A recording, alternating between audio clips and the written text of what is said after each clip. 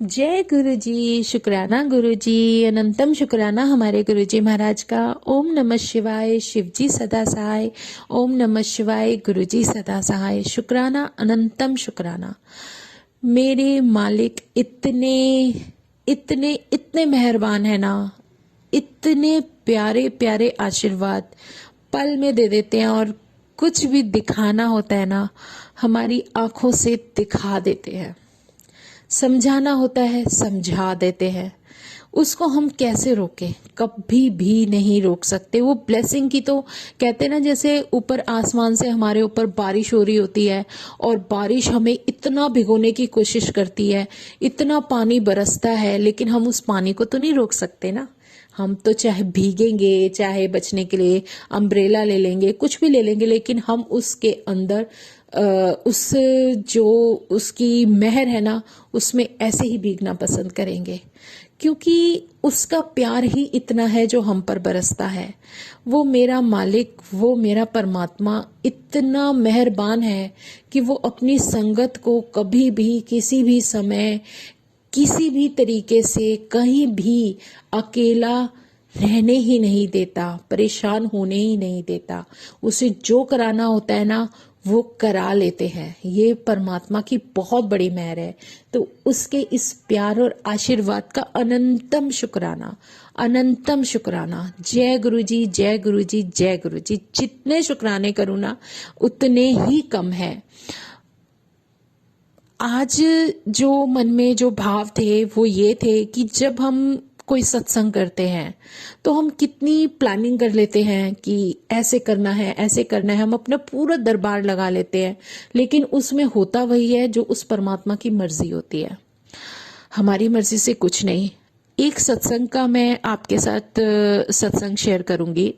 सत्संग की सेवा थी। उस सत्संग में बहुत प्यारी रंगोली बना ली, बहुत बड़ी कर दी कि गुरु जी की जो हम चरण रखते हैं कि सब लोग ऐसे करेंगे, ऐसे करेंगे, वो चीज़ नहीं। मतलब कि लोग सारे फ्लावर्स मिक्स कर देते हैं, सारी संगत कोई इधर डाल देती है, कोई उधर डाल देती है। तो उसमें ना हम लोगों ने क्या किया, ज़्यादा दिमाग चलाना शुरू कर दिया। और अब मुझे हंसी आ रही है उस बात पे कि लेकिन एक भाव ये भी था कि गुरु के सामने तो सर झुका दो, क्या तो हम उन्हें चढ़ाएंगे, क्या हम देंगे, उन्होंने जो आशीर्वाद देना है वो तो देना है। तो हमने रंगोली थोड़ी बड़ी कर दी, और इस तरीके से कर दिया कि कोई वहां चरणों तक, थोड़ा सा आगे तक ना पहुंचे। लेकिन खुद सोचो यार, हमारा कितना मन करता है गुरु चरण को हाथ लगाने का, सब कुछ करने का, क्यों इतनी दूरी करनी परमात्मा से उन्हें मिलाने में। तो वो सब कुछ, जो कुछ भी चल रहा था, ऐसे किया। और गुरुजी ने मुझे क्या लेसन दिया, इतनी बड़ी करने के बाद एक संगत आती है एक संगत आती है, न्यू संगत थी, मेरे ख्याल से न्यू ही थी। वो अपने चारों तरफ देखती हैं, शायद जैसे पहली बार आई हूं। चारों तरफ देखा, सब कुछ देखा, और उन्होंने नीचे ध्यान नहीं दिया। इमेजिन कि हम सारे खड़े हैं, सत्संग चल रहा है, सत्संग के बीच में आई हैं, उन्होंने नीचे नहीं देखा, और रंगोली पर से चलती हुई सीधा गुरुजी के वहां पहुंच गई। इमेजिन कि रंगोली के ऊपर चढ़ गए। और वहां ऐसा एक बार नहीं हुआ, सारी नई संगति 2-3 बार हो गए, लेकिन उन्होंने गुरुजी को वहां जाकर उनके फीट को टच किया। तो मतलब ये उन्होंने अपनी मर्जी से तो नहीं किया, ये किया किसने? ये गुरु जी की मर्जी से हुआ। क्योंकि जितने कदम कोई चलता है ना, वो सब उस परमात्मा की मर्जी से चलता है, और वो अपनी मर्जी से ही सब कुछ कराते हैं। कोई अगर आपका शब्द चलेगा तो उनकी मर्जी से, जो कुछ भी उस समय होता है ना, वो सब उनकी मर्जी से होता है। हमारे हाथ में 1% भी कुछ नहीं होता संगत जी, 1% भी। ये उस परमात्मा की बहुत बड़ी कृपा है, जिसे हम समझ बाद में पाते हैं। लेकिन जो वो लेसन हमें दे देते हैं ना, कि मुझे मेरी ड्यूटी समझा दी, क्योंकि हमारी कैसे टीम होती है, और मैं कई बार, अब कुछ टाइम से करने लगी थी, सत्संग सेवा थी, जाकर पीछे खड़ी हो जाती थी। लेकिन गुरु ने कहा तुम मेरे पास यहाँ खड़ी हो, जो ये नई संगत आ रही है, क्योंकि इस समय उन्होंने मुझे नई संगत की जिम्मेदारी दी है कि जितनी भी नई संगत आ रही है ना, क्योंकि गुरु जी की मर्जी के बिना सत्संग में कोई नहीं आता, उन्होंने कहा कि तेरी ड्यूटी यहाँ खड़े रहने की है, तो उन्होंने मुझे वहां वो जगह बख्श दी। मैं अगर कहीं भी हूं, कोई भी नई संगत आए, मैं फटाफट से भाग के वहां आऊं और उस संगत को बताऊं कि ऐसे करना है।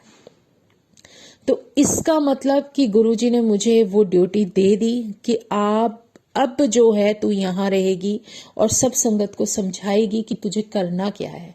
तो कभी वो हमें कुछ समझाना चाहते हैं ना, तो वो एक प्रैक्टिकल करके दिखाते हैं, हमें कुछ समझ में नहीं आता। उसी हुक्म को, उस आदेश को मानने में, समझने में इतना वक्त लग जाता है कि हम अपना समय खुद ही खराब करते हैं। जैसे वो होता है ना, अपने पैरों पे खुद कुल्हाड़ी मारना, वो काम हम खुद करने लगते हैं और हमारी इफ बट इधर उधर रखे रह जाते हैं। मेरी कोशिश ये रहती थी कि जब सत्संग होता था कि चलो ये आप कर देना, नहीं, उन्होंने जो सेवा दे दी, वो तू ही करेगी, बाकी किसी को कोई फर्क नहीं पड़ना चाहिए, क्योंकि ये मेरा और मेरे गुरु का आपस का कनेक्शन है। वो काम शुरू हो गया। तो उस दिन उन्होंने मुझे इतना सिखाया, और सच में मैं इतना कभी भी सत्संग शेयर नहीं करती थी जितना गुरुजी ने उस दिन मुझे मौका दिया, हुक्म दिया, और उनकी कृपा से मैंने गुरुजी का गुणगान किया। तो कुछ अगर उस नई संगत को समझाना चाहा तो उस संगत को समझ आ जाए, उस तरीके से मैंने उनको वो सब गुरु के बारे में बताना शुरू किया जो गुरुजी चाहते थे। क्योंकि इस दिमाग में बहुत सारे सत्संग थे, लेकिन उनमें से कुछ भी नहीं बोला वही जो गुरुजी चाहते थे। तो ये एक इतनी सी बात जो हमें परमात्मा सिखाने लगता है, जब ड्यूटी देने के बाद वो सिखा देता है कि तुझे मेरे पास, मेरी जगह कहाँ है, वो जगह गुरुजी बता देते हैं कि तेरी जगह मेरे पास यहाँ है, तुझे ये सारी जिम्मेदारी देखनी है। वही उनका हुक्म सर माथे पर होना चाहिए।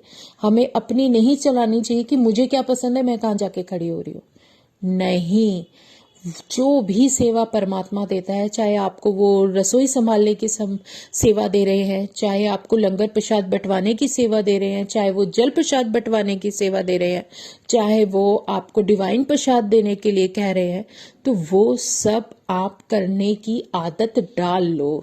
जब हम सब मिलकर ये काम करते हैं ना, तो ऐसा मौका जीवन में बार बार नहीं आता। जो भी हुक्म मिले उठकर फटाफट कर दो। और जो सेवादार होते हैं उनको तो सलाम है। आप ये सोचो कि बड़े मंदिर में सुबह से रात तक सेवादार कितनी मेहनत करते हैं, कितनी सेवा करते हैं। वो कभी बैठते नहीं हैं, सिर्फ खड़े रहते हैं, इधर से उधर, उधर से इधर। किसी संगत को कोई दिक्कत ना हो। वो सेवा अगर हम देखें तो उसके बदले तो हम कुछ भी नहीं कर पाते। हम सिर्फ सत्संग के वो 3 घंटे में, जो भी सत्संग होता है, लंगर प्रसाद होता है, जो भी हमें सेवा दी जाती है, उन सेवाओं में अगर हम अपने आप को ढालेंगे नहीं, तो फिर वो चीज हम आगे कैसे कर पाएंगे। ये सब हमें सिखाने के लिए ही गुरुजी शुरू से ABCD सिखाना शुरू करते हैं। जिसका जो डिपार्टमेंट है उसको वही संभालना चाहिए। जिसकी जो भी जिस चीज के लिए गुरुजी ने उन्हें जरिया बनाया है ना, उसको उसी फील्ड में ध्यान देना चाहिए। ये नहीं कि वो ये कर रहा है मुझे भी वो करना है। वो एक जिद वाली बात नहीं आनी चाहिए हमारे अंदर। जो परमात्मा ने बख्श दिया, उसकी मेहर सर माथे पर है। जब उसे हमारी जो विश पूरी करनी होगी वो हमेशा कर देंगे, वो कभी वक्त नहीं लगाते। लेकिन अगर उसने अपनी सेवादार के रूप में, अपनी संगत के रूप में हमें चुन लिया, तो ये हमारे लिए बहुत बड़ा एक, कहते हैं ना, बोनस है। जो बोनस अभी हमें समझ में नहीं आ रहा, लेकिन जो उस बोनस को देने के बाद हमारे जो कर्म कट रहे हैं ना, जो हम अपने गुरु की सेवा में अपने आप को मन से अर्पण कर देते हैं, उसके बाद वो जो कर्म करते हैं वो कुछ अलग ही आयाम होता है। वो आने वाले समय में ही आपको उनका आशीर्वाद दिखेगा। एकदम से कुछ भी नहीं होता। हर चीज को अपने समय पर निकलने में, समय पर आने में, दिखने में वक्त लगता है। जैसे आप एक बीज बो देते हो पौधे के अंदर, आप उसको कोई चमत्कार करके पौधा नहीं बना दोगे। वो अपने समय पर ग्रो होगा, जितना समय उसे चाहिए उस समय के बाद ही वो धीरे धीरे धीरे पौधे से थोड़ा सा बड़ा होगा, फिर और बड़ी पोजीशन पे होगा, फिर वो एक इतना प्यारा प्लांट बन जाएगा जिसपे आप खुश हो जाओगे कि देखो ये हमने ये सब किया। उसकी ग्रोथ देखकर हम खुश हो जाते हैं कि देखो अब ये सही पनप रहा है। तो ये उस परमात्मा की मर्जी से ही होता है।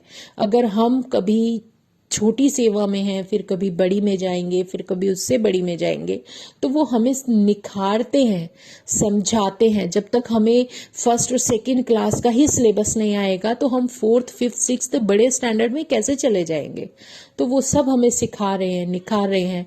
तो उनकी जो भी आदेश और हुक्म होते हैं उनको मानना हमारे लिए बहुत जरूरी होता है, और वो धीरे धीरे धीरे हम अपने जीवन में लाने की पूरी कोशिश करते हैं। तो शुक्राना है मेरे गुरुजी महाराज का, अनंतम शुक्राना। जब वो हमें कुछ सिखाते हैं, बताते हैं, तो बस इतनी बुद्धि दे दो मालिक की आपकी इतनी बड़ी बड़ी जो थोड़ी बहुत जो भी सीख होती है वो इस छोटी सी बुद्धि में आ जाए। शुक्राना मेरे गुरुजी महाराज का, कुछ भी अकल देने का शुक्राना। जब भी नई संगत होती है संगत जी, उन्हें गुस्सा मत करो प्लीज। उन्हें कुछ भी नहीं पता, उन्हें सिर्फ बताना होता है, उन्हें सिखाना होता है। क्योंकि जितना हम नीमा होके सिखाएंगे ना उतना हमारे लिए बेहतर है। हमारी खुद की रूह भी उसमें साफ होती है। इसीलिए सत्संग की जरूरत होती है। जब संगत एक दूसरे से मिलती है तभी हमें पता चलता है हम कितने पानी में हैं। नहीं तो घर में तो कोई भी बैठकर अपना नाम जपता रहता है लेकिन सफाई पूरी नहीं होती। उसके लिए गुरु जी को सत्संग ही रखना पड़ता है ताकि आप अपने आप को और संगत के बीच में लाकर देख सको कि आप कितने सुधरे हो। सच में हम अपनी कमियां कितनी दूर कर पाए हैं ये उन संगत से मिलने के बाद पता चलता है। क्योंकि वो जो संगत आपसे मिलती है वो आपसे भी ऊपर होती हैं। हम तो बस ऐसे ही एवं ही हवा में थोड़ा सोच के बैठे रहते, नहीं हाँ हमें ये भी आता है, हमें ये भी आता है, हमें ये भी आता है। तो ऐसा कभी भी कोई इंसान परफेक्ट नहीं होता। उस समय पता चलता है जब आपके सामने एक अनजान और एक नई संगत खड़ी है और आप उसके साथ बिहेव कैसा करते हो, कितना नीमा होके आप उसके साथ बिहेव करते हो, कितनी आप अपने अंदर मैं हटाते हो, तभी हम उस चीज को समझ पाते हैं। तो शुक्राना मेरे गुरुजी महाराज का, ये सीख देने का, बहुत प्यारा प्यारा आशीर्वाद देने का। जब भी कोई सेवा बख्शो तो मालिक बहुत प्यारी देना। जय गुरुजी, शुक्राना गुरुजी, जो भी तुम दो सर माथे पर।